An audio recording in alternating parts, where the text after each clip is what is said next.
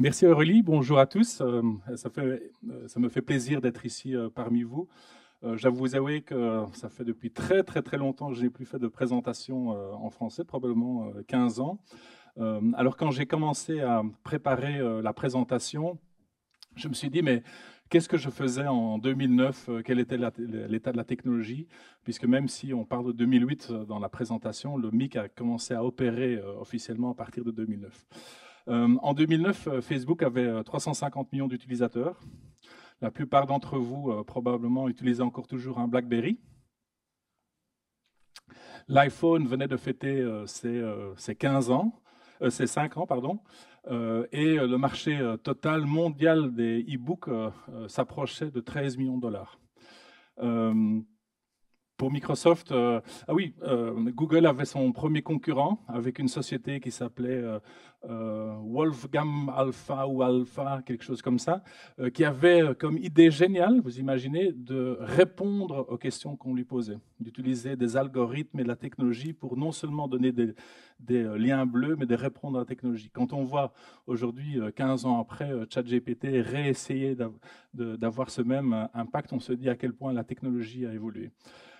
Quand on regarde Microsoft, Microsoft en 2009, et je faisais partie d'ailleurs du lancement, lançait Bing avec 10% de part de marché. On n'a jamais obtenu autant de part de marché que l'année de lancement. On disait adieu à Windows Vista pour dire bonjour à Windows 7. Sur le marché européen, on avait 2 data centers. Dans quelques mois, en Belgique, on va ouvrir notre 15e data center en Europe. Et surtout, Azure n'existait pas. Microsoft Azure a été lancé en février 2010. Et à l'époque, en 2009, Microsoft Azure était encore toujours connu par les initiés comme le projet Red Dog. Et donc, on voit à quel point, en 15 ans, les choses changent à une vitesse folle. Et en même temps, on verra aussi qu'un certain nombre de choses sont constantes.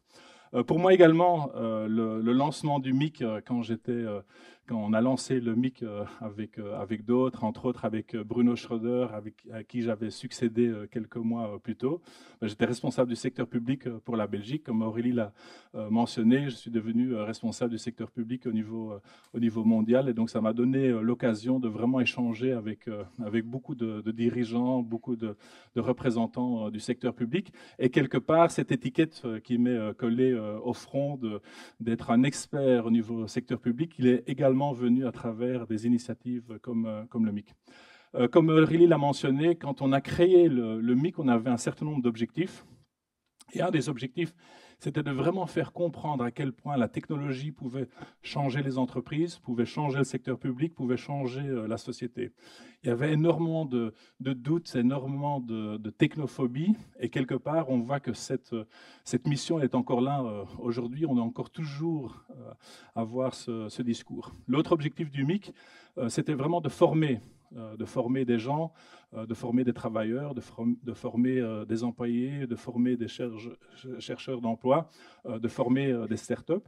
Et le dernier objectif, et Aurélie en a parlé, c'était vraiment d'accompagner ces startups. Parce qu'à l'époque, il y avait très peu d'initiatives de ce genre. Aujourd'hui, il y en a beaucoup plus, et donc on évolue la mission du MIC. Alors tout ça pour dire que les choses changent évidemment, et en même temps, il y a un certain nombre de constantes. Et aujourd'hui, on va parler d'intelligence artificielle. Évidemment, il faut avoir vécu... Ça fonctionne. Ah oui. Il faut avoir vraiment vécu dans une grotte ou avoir passé des vacances prolongées en Amazonie pour ne pas avoir lu ou entendu parler d'intelligence artificielle générative. Et même notre CEO, Satya Nadella, en parle comme la prochaine révolution industrielle et comme le quatrième paradigm shift dans notre industrie. Et donc c'est clair qu'on voit chez Microsoft une adoption et un niveau d'adoption de ces technologies qui est vraiment hors du commun. Et on sait tous que GPT-3 a été adopté en 3 mois tandis que Facebook a été adopté sur plusieurs années, le mobile sur encore plus d'années. D'ailleurs, on parle de GPT-3 sur 3 mois, mais GPT-4, l'évolution du premier modèle a été adopté par 100 millions de personnes en à peine 1 mois et demi. Et aussi en termes d'utilisation, on voit que de plus en plus d'entreprises utilisent l'intelligence artificielle. Plus ou moins 50% des entreprises ont déjà utilisé l'intelligence artificielle. Plus ou moins 90% des applications qui sont commercialisées sur le marché vont commencer à intégrer des applications d'intelligence artificielle.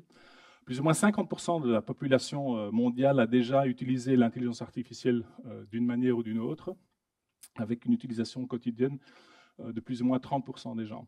Au niveau des travailleurs, plus ou moins 71% des travailleurs ont déjà utilisé des technologies d'intelligence artificielle. Mais attention, quand on est en Chine, 91% des travailleurs ont déjà utilisé l'intelligence artificielle.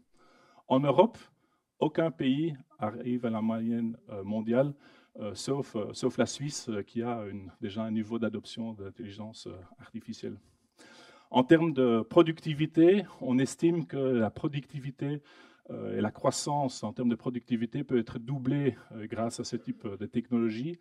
Et certaines études par des consultants comme McKinsey ou Gartner estiment que l'intelligence artificielle peut augmenter le produit national brut par rapport à la moyenne de croissance d'un taux de 45 à 50%.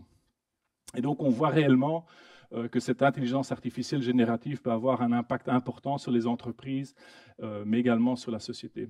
Alors je vois un certain nombre d'entre vous, et chaque fois que j'ai l'occasion de parler avec des officiels dans des gouvernements, une forme de scepticisme, puisqu'on sait que l'intelligence artificielle n'est pas neuve. Le nom d'intelligence artificielle a d'ailleurs été créé dans les années 50. On connaît tous les fameux hivers de l'intelligence artificielle, et donc souvent on a la question pourquoi ? Pourquoi maintenant? Pourquoi aujourd'hui? Qu'est-ce qui est différent par rapport aux autres révolutions technologiques?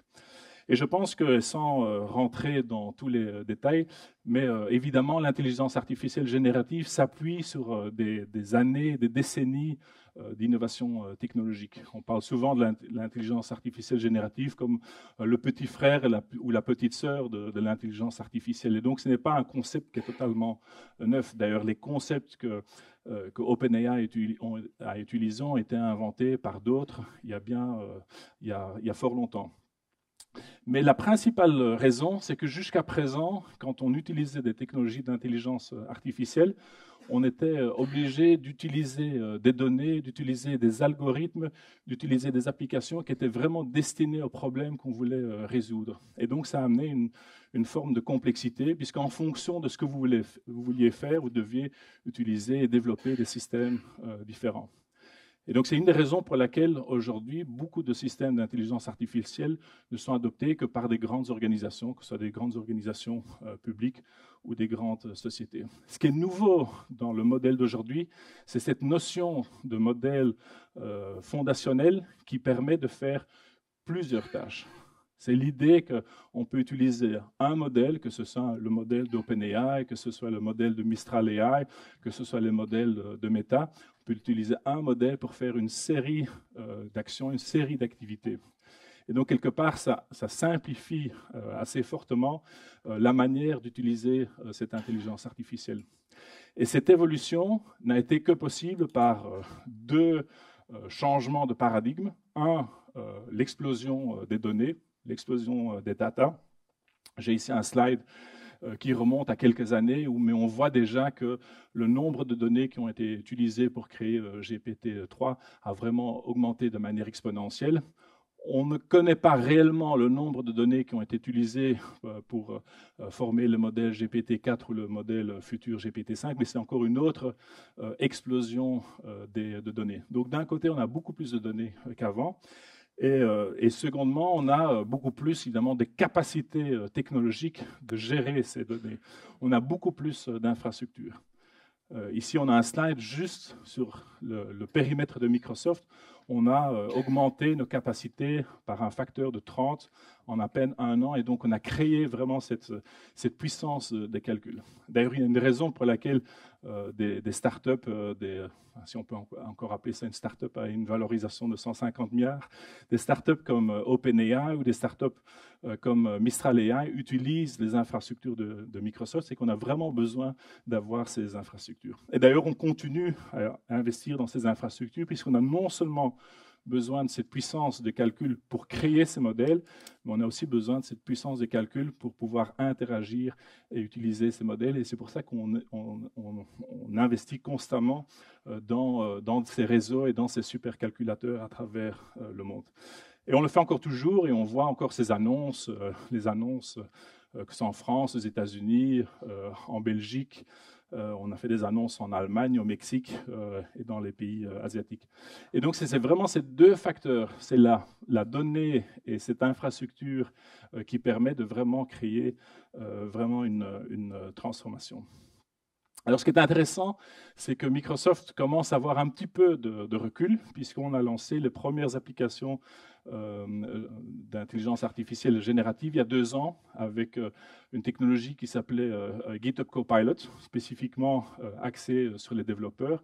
Et puis, on a suivi assez rapidement après, plus ou moins il y a 1 an, avec d'autres applications d'intelligence artificielle générative.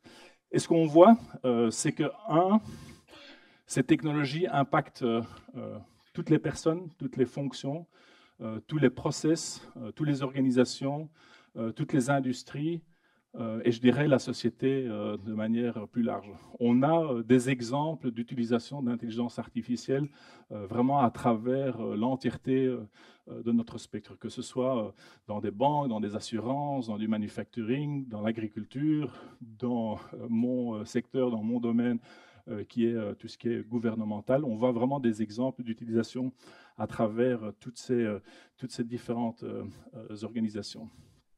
Et donc, quand on réfléchit aux différents modèles, on voit l'intelligence artificielle avoir un impact en particulier sur 4 dimensions de nos organisations.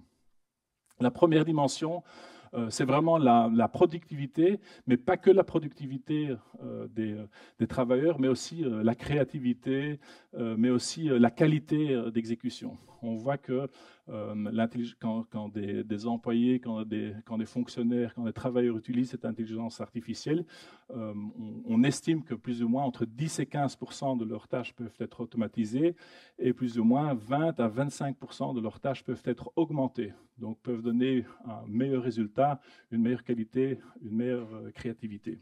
Et je vous donnerai un certain nombre d'exemples. 2, on voit aussi qu'avec cette intelligence artificielle, on peut vraiment redessiner l'entièreté des processus. Ce qu'on voit dans certaines entreprises, c'est qu'en posant certaines questions à cette intelligence artificielle, l'intelligence artificielle vient avec d'autres solutions, vient avec d'autres processus. Donc, il ne s'agit pas simplement de numériser, de digitaliser ce que vous faites aujourd'hui, mais vraiment de réinventer la manière dont vous travaillez. On voit aussi qu'on peut vraiment adapter beaucoup de processus et en particulier les processus qui demandent beaucoup d'intervenants sont particulièrement sensibles à cette transformation. Troisième domaine, c'est évidemment l'interaction avec les clients, l'interaction avec les citoyens. Une chose qui est assez importante à faire, c'est que, évidemment, beaucoup d'entre vous ont déjà utilisé ou implémenté toutes sortes de technologies. Beaucoup d'entre nous interagissons avec des chatbots, avec des contact centers, avec des call centers. L'autre message qui est important à dire sur ce type de technologie, c'est qu'il ne faut pas hésiter à revisiter certaines décisions qu'on a déjà prises. Parce qu'une des choses qu'on voit en utilisant cette intelligence artificielle, c'est que pour la première fois, en tant qu'humain, on ne doit plus s'adapter à la manière de penser à la machine, mais c'est la machine qui essaie de s'adapter à notre manière de penser. Donc, quand on voit aujourd'hui les call centers avec les menus, on doit essayer de deviner si maintenant je pousse sur 1 et après je pousse sur 2 et puis la troisième question, je pousse sur 2, où est-ce qu'il va m'amener? On essaie de rentrer dans quelque part la réflexion et le processus qui a été mis en place par les gens qui ont implémenté cette technologie. Ben maintenant, avec cette intelligence artificielle générative, on est beaucoup plus dans une interaction qui est plus intuitive, où cette intelligence va essayer de vous comprendre. Et enfin, on peut vraiment changer la manière dont on fait de l'innovation, et on voit un certain nombre d'exemples où l'intelligence artificielle, parfois combinée d'ailleurs avec d'autres technologies comme la technologie quantique, peut faire des choses qui n'étaient absolument pas possibles jusqu'à présent. Alors si je prends un certain nombre d'exemples, Bayer qui utilise ces technologies pour résumer et pour aider leurs employés à naviguer des centaines, des milliers, des centaines de milliers de documents, 20 ans d'innovation dans la chimie et qui leur permettent de enfin avoir plus de clarté, de pouvoir poser des questions sur leur propre base de données par une combinaison de technologies comme Copilot ou comme Teams. PayPal qui crée une intelligence artificielle, un espèce de chatbot interne qui combine toutes les données internes et qui permet aux employés de donner plus rapidement des questions et de réduire le temps des questions HP, modèle assez classique avec lesquels nous-mêmes, nous avons d'ailleurs beaucoup d'expérience, qui utilisent des technologies comme GitHub Copilot pour faciliter et pour accélérer le codage. D'ailleurs, à ce propos-là, on voit que non seulement ces technologies permettent d'aller plus vite, mais surtout augmentent également la qualité et augmentent aussi la satisfaction des employés. Puisque s'il y a des personnes, des développeurs dans la salle, une chose que personne n'aime faire, c'est documenter son code. Une chose que personne n'aime faire en tant que développeur, c'est de vérifier la qualité et la sécurité de son code. Et donc, ces technologies peuvent également assister sur ce type de tâches. Si je réfléchis en termes de process, une boîte comme Cineplex qui utilise une combinaison de la Power Platform et de Copilot pour automatiser 1700 processus et pour vraiment faciliter ces opérations.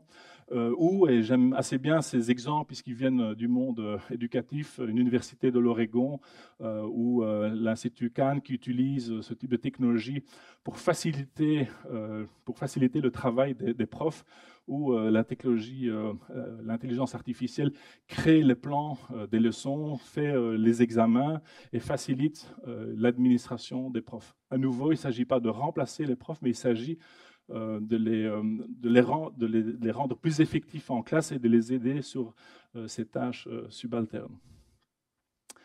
Sur l'expérience client, on voit des sociétés comme Apollo qui ont complètement changé leur interaction avec leurs clients, qui ont redessiné leur contact center, leur chatbot pour avoir une interface beaucoup plus naturelle, beaucoup plus empathique. Vous imaginez bien quand un vol est annulé ou quand on a une grève dans un aéroport, ça n'arrive presque jamais, mais parfois ça arrive.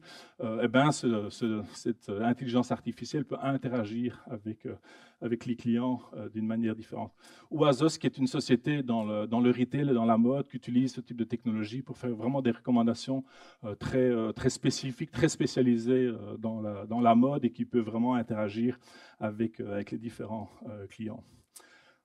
En ce qui concerne l'innovation, j'aime assez bien cet exemple, et en particulier l'exemple de PNNL, qu'on a publié il y a quelques mois, où une combinaison d'intelligence artificielle et de quantum compute nous a permis de découvrir avec eux des nouveaux matériaux pour les batteries, une découverte que nous avons pu faire en quelques semaines. Or, normalement, ça durait plusieurs années pour développer ce nouveau type de matière. Et donc, c'est aussi un message que je veux vraiment donner aujourd'hui, c'est que ce type de technologie permet aussi de faire aujourd'hui des choses qui n'étaient absolument pas possibles de faire auparavant. Alors évidemment, je ne ferais pas mon job si je ne parlais que de cas du monde des entreprises et du monde commercial. Également dans le secteur public, également parmi les gouvernements, il y a beaucoup d'applications d'intelligence artificielle. D'ailleurs, j'ai rejoint Microsoft en 2003, donc ça fait presque 20 ans que je suis chez Microsoft, et c'est la première fois que le secteur public, et en particulier le gouvernement, dépense le plus d'argent de toutes les industries. Gartner estime que l'année prochaine, le secteur public va dépenser 41 milliards de dollars dans ces technologies d'intelligence artificielle générative. Le deuxième secteur, à 28 milliards, étant le secteur de la banque. Donc c'est pour la première fois qu'également le secteur public se rend compte de l'impact de ce type de technologie et investit dans ce type de technologie. Alors, pas toujours pour leur propre utilisation, pas toujours pour changer leur mode de fonctionnement et leur propre processus, souvent également pour mettre ces technologies à disposition de leur écosystème d'entreprise, de leur start-up. On a pas mal de cas aujourd'hui, que ce soit au Japon, en Inde, en Espagne, dans les pays du Moyen-Orient, où ils utilisent et ils investissent dans ce type d'infrastructures et les mettent à disposition de start-up pour créer vraiment un écosystème de ce qu'ils appellent de AI-enabled software companies. Mais même au niveau de l'utilisation du secteur public, on voit, et il y a quelques exemples ici sur le slide, on voit qu'il y a pas mal d'utilisation d'intelligence artificielle générative. Par exemple, pour la décision au niveau des permis, on peut utiliser des modèles multimodaux pour pouvoir délivrer des permis parce qu'on connaît l'environnement, parce qu'on peut prendre des photos de l'environnement, parce qu'on peut lier ça avec des données GPS et on peut comprendre la législation. Il y a un pays qui veut accéder bientôt à l'Union européenne qui utilise ce type de technologie pour traduire l'entièreté des législations européennes dans leur propre langue et de faire un matching automatique entre cette législation européenne qu'ils doivent adopter et leur propre législation et comprendre l'entièreté des conflits qu'il pourrait y avoir entre leur législation nationale. Ce qui fait qu'aujourd'hui, leur dossier d'accession va prendre probablement quelques années et pas une décennie ou plus comme avant.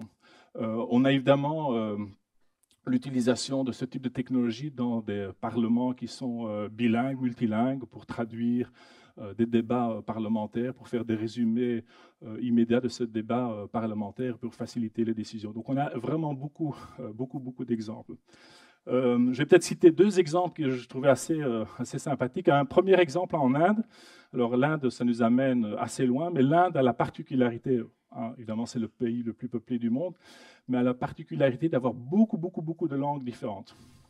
Et donc, un des challenges, et évidemment beaucoup d'illettrisme. Et donc, un des challenges qu'ils avaient, c'est que beaucoup d'entrepreneurs indiens, beaucoup d'agriculteurs, même s'ils avaient droit à certaines aides d'État, à certains subsides, à certaines subventions, n'avaient pas connaissance de ce qui existait. Et donc, ils ont utilisé ces technologies de chatbot qui leur permet de communiquer dans leur propre langue pour non seulement traduire vers les quelques langues dominantes en Inde, mais également faire le lien avec les différentes offres de l'État indien. Je trouvais assez sympa l'examen, le case également brésilien, où ils utilisent l'intelligence artificielle pour analyser leur verdict, pour analyser les décisions judiciaires qu'ils ont prises et pour essayer d'améliorer la qualité de la justice. Pas pour remplacer les juges, mais vraiment pour analyser ce qu'ils font, pour analyser la qualité. Et donc, ils ont la possibilité de vraiment réfléchir à travers des pétabytes de données.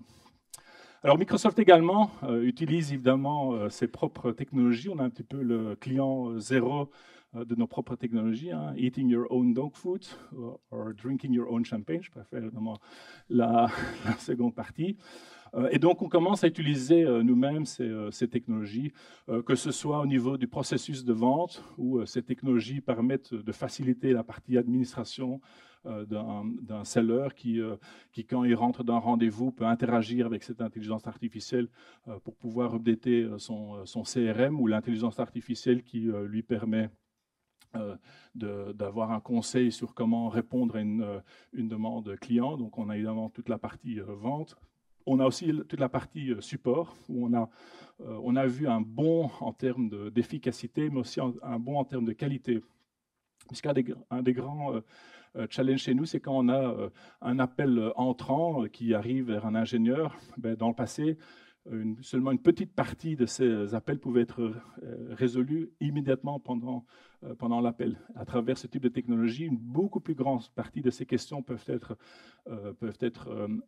résolues par le premier appel, puisque l'ingénieur a accès à beaucoup plus de qualité d'information. On voit aussi que la partie de self-service, donc la partie où les clients peuvent résoudre leurs problèmes eux-mêmes, augmente de manière assez significative. Et donc, on a publié qu'on a pu sauver plus ou moins 500 millions de dollars en termes de coûts de support. Dans le marketing, évidemment, où on peut faire des campagnes de marketing de manière plus efficace, on peut être beaucoup plus dans le détail, on peut commencer à faire ce qu'on appelle de l'account-based marketing, parce qu'on a beaucoup plus d'assets différents, et on peut réduire le temps entre les idées et l'exécution. Le temps entre l'idée et l'exécution a été plus ou moins divisé par deux. Et puis, on en parle souvent, évidemment, la partie apprentissage, mais on utilise aussi des technologies d'intelligence artificielle pour créer du contenu. Pas nécessairement créer du contenu neuf, mais par exemple, créer l'introduction du contenu, ou la conclusion du contenu, ou l'examen certificatif du contenu, ou s'assurer que tout le contenu est maintenant disponible dans toutes les langues, puisqu'avant, la plupart du contenu interne chez Microsoft n'était disponible qu'en anglais, chinois, français et quelques autres langues. Donc on voit nous-mêmes les effets de cette intelligence, de l'utilisation de cette intelligence artificielle. Alors comme on a été le client zéro, on a également eu nos premières leçons sur comment adapter cette technologie, quels sont les pièges, quelles sont les choses importantes. Premier élément, la culture. La culture. Il faut vraiment s'assurer de célébrer les petits succès.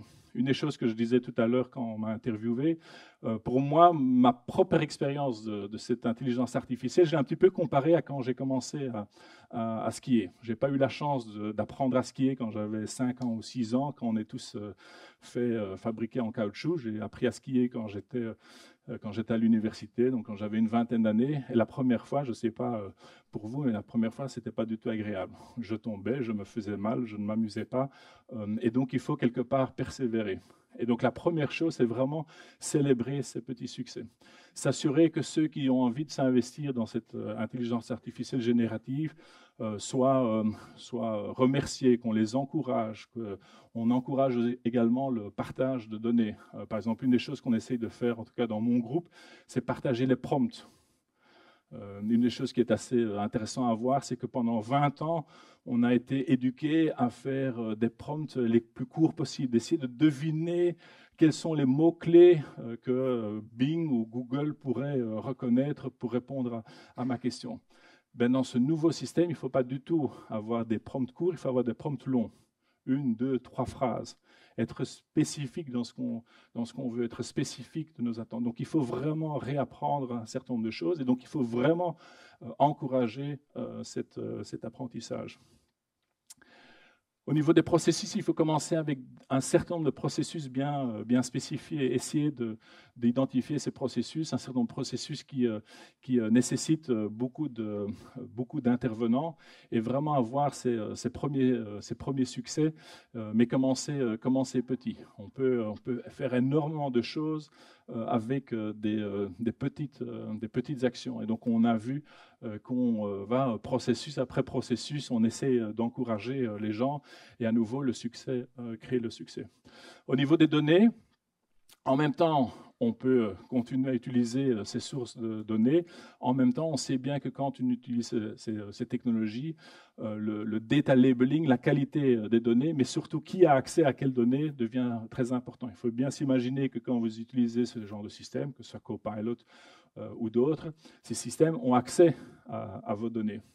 Donc ça veut dire que si quelqu'un pose une question au système, le système va répondre, ne sachant pas si vous avez le droit d'avoir accès à ce type de données. Donc il faut faire un petit peu de data cleaning, il faut vraiment faire un petit peu de data labeling pour que les gens ont accès qu'aux données auxquelles ils sont censés avoir accès. Et enfin, la sécurité qui est évidemment très important, puisqu'évidemment on va exposer de plus en plus de nos données vers nos employés ou nos stakeholders. Et donc, sur base de ces leçons, on a créé un espèce de cadre avec cinq blocs, 5 blocs auxquels il faut essayer de réfléchir et qui sont importants. Et je ne vais pas parler de tous les blocs, puisque la dernière fois que je me suis préparé, je pense que j'ai parlé 50 ou 55 minutes, donc je vais en choisir 3. Et je vais peut-être parler organisation culture. J'en ai déjà un petit peu parlé. En plus d'encourager le succès, ce qui est très important, c'est que le dirigeant, que ce soit le dirigeant d'entreprise ou la personne qui gère le service public, crée une vision claire et communique cette vision, communique l'ambition qu'on a au niveau de l'utilisation de ce type de technologie. On doit aussi s'assurer de recruter des agents du changement. Et dans ce recrutement, on doit aussi s'assurer qu'il y ait beaucoup de diversité dans ces agents du changement, puisque c'est que la diversité qui va faire qu'il n'y a pas de biais dans l'utilisation de ce type de technologie. Et enfin, il faut vraiment encourager l'apprentissage permanent. Alors les chiffres, j'ai entendu pas mal de chiffres aujourd'hui, donc je ne suis pas à 100% sûr, mais la Belgique est un des pays où l'apprentissage de ce qu'on appelle le lifelong learning est le moins ancré dans les habitudes des travailleurs. Et donc, quand on est vraiment au début de ce changement de paradigme, il faut vraiment encourager cet apprentissage. Je pense que c'est vraiment essentiel.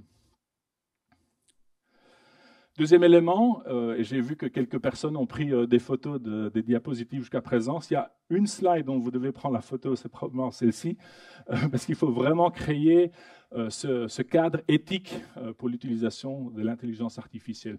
Et ici, j'ai montré le cadre éthique que Microsoft a créé, qui parle évidemment des principes éthiques, mais qui parle aussi de la gouvernance. Il est important, quand vous commencez à utiliser cette intelligence artificielle, que vous ayez un cadre clair, que vous ayez des principes clairs et que vous preniez ces décisions. Par exemple, un des éléments qui est assez important, c'est ce principe de transparence et de comprendre ce qui se passe, de comprendre les conclusions de cette intelligence artificielle, surtout si vous utilisez cette intelligence artificielle pour déterminer qui a un crédit, qui n'a pas de crédit, qui a droit à certaines primes ou qui n'a pas droit à certaines primes. Et donc, ce cadre de cette intelligence artificielle éthique est important.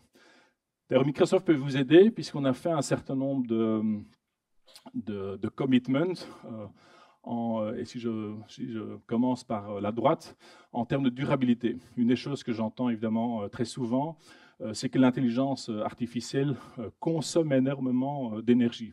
Alors c'est vrai que l'intelligence artificielle consomme énormément d'énergie, mais permet aussi par ses applications de sauvegarder de l'énergie. En plus, Microsoft a fait un certain nombre de commitments, dont la neutralité en termes de CO2 pour 2030 et le fait qu'on n'utilise que de l'énergie renouvelable à partir de 2025. 2025, c'est dans quelques mois et on est encore toujours sur le bon chemin pour arriver à cet objectif. Deuxième commitment dont je vais parler sur ce slide, c'est ce qu'on appelle « Your data is your data ». Vos données sont vos données. Une des grandes raisons pour lesquelles beaucoup d'entreprises ou beaucoup d'organisations du secteur public n'utilisent pas, par exemple, des technologies comme ChatGPT ou d'autres technologies qui sont des technologies pour les consommateurs, c'est qu'en utilisant ce type de technologie, le modèle utilise votre interaction pour former le prochain modèle. Quand vous utilisez la technologie d'AI générative de Microsoft et d'autres, on n'utilise pas vos données pour former le prochain modèle. Donc, vos données sont vos données. Vous imaginez, quand vous êtes une société, vous faites de la recherche et du développement, vous ne voulez pas avoir votre recherche et votre développement inclus dans la prochaine itération de ce modèle d'intelligence générative. Troisième grosse question que les uns et les autres se posent, comme dans tout projet technologique, est-ce que je construis ou est-ce que j'achète, le buy or build? La réalité, c'est qu'on peut vous accompagner sur l'entièreté du spectre. On peut vous accompagner quand vous voulez acheter ces technologies. Et comme je le disais, plus ou moins 90% des applications entreprises vont inclure ces technologies d'intelligence artificielle générative, mais on peut également vous aider à construire ces technologies. Pour certaines grandes entreprises ou pour certains gouvernements, il s'agit même de créer son propre modèle de langage. On a toute une série de clients qui veulent créer leur propre modèle de langage pour s'assurer que ces modèles de langage représentent la culture, la langue et les données du pays, que ce soit par exemple l'Arabie Saoudite pour tout ce qui est la langue arabe, que ce soit le Japon qui veut avoir son propre modèle culturel propre, ou que ce soit l'Inde qui veut s'assurer que la variété des langues qui sont parlées en Inde soit représentée dans ces modèles. Donc on peut vraiment vous accompagner sur l'entièreté du spectre, mais en même temps, il faut quand même savoir qu'on sait faire déjà énormément de choses avec les technologies qui sont aujourd'hui disponibles. Évidemment, mes slides ne parlent que du stack Microsoft, mais l'utilisation de Copilot, l'utilisation de Copilot Studio vous permet déjà d'adresser énormément de scénarios, et j'espère que mes collègues et d'autres intervenants vont vous donner plus d'exemples. Et donc, si vous voulez avoir plus de contrôle, vous pouvez utiliser chacune des couches du stack. Alors, avant de terminer, je voulais peut-être partager ma propre utilisation de cette intelligence artificielle générative. Et donc, je vais un petit peu vous partager mes jours ou mes semaines ou mes mois. Tout d'abord, comme j'ai un job international, que le monde ne s'arrête pas, Microsoft ne s'arrête pas. Et donc, quand je me réveille, plusieurs réunions ont eu lieu pendant mon sommeil, des réunions qui sont dans mon calendrier, auxquels évidemment je ne participe pas. J'ai essayé de participer à un certain nombre de ces réunions, mais la réunion à 3 heures du matin ou à 4 heures du matin, non merci.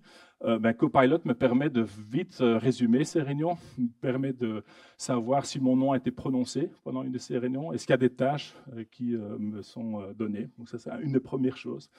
Deuxième chose, et je ne sais pas, j'imagine que dans vos entreprises, ce n'est pas le cas, mais chez nous, de temps en temps, les gens acceptent des réunions ou n'acceptent pas des réunions, mais ne nous informent pas. Donc, je me retrouve parfois dans des réunions seul. Donc, je demande à Copilot de vérifier si tout le monde a bien accepté la réunion. Sinon, je l'annule.